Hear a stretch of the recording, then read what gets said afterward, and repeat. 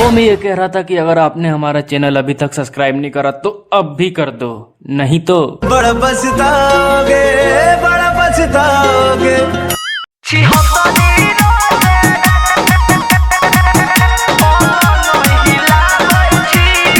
अभी आप सुन रहे हैं एन कुमार गुप्ता की शानदार प्रस्तुति।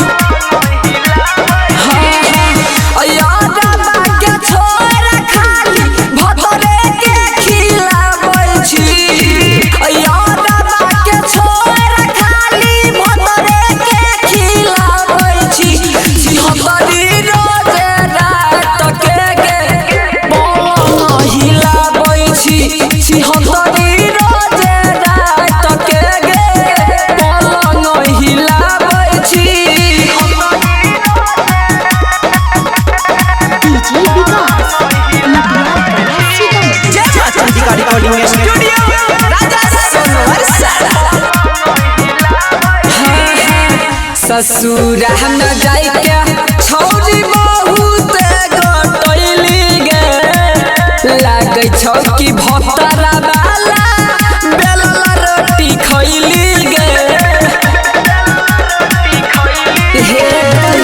ससुर हम जाई के छौरी बहुत गटैली गे, लागे छौ कि भतरा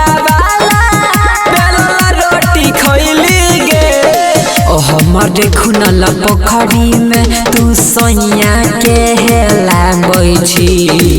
हमारे खुनला पोखरी में तू सोनिया के खेला बैठी।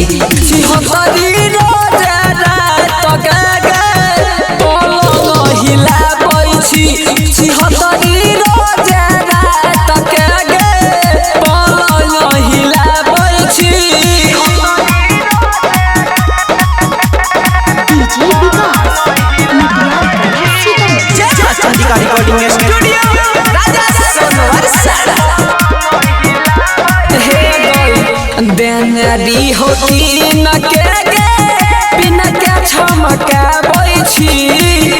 राइटर मनीषा सुरारा में खोला बैठी।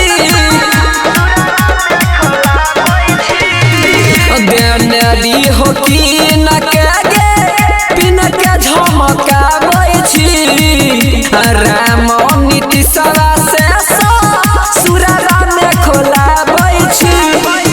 संजीव सूरजरा से किया मुँह चमका बैठी। संजीव सूरजरा से किया मुँह चमका बैठी।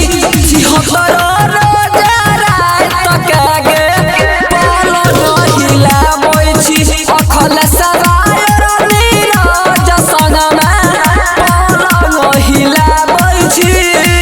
अगे रोज देखै छियो।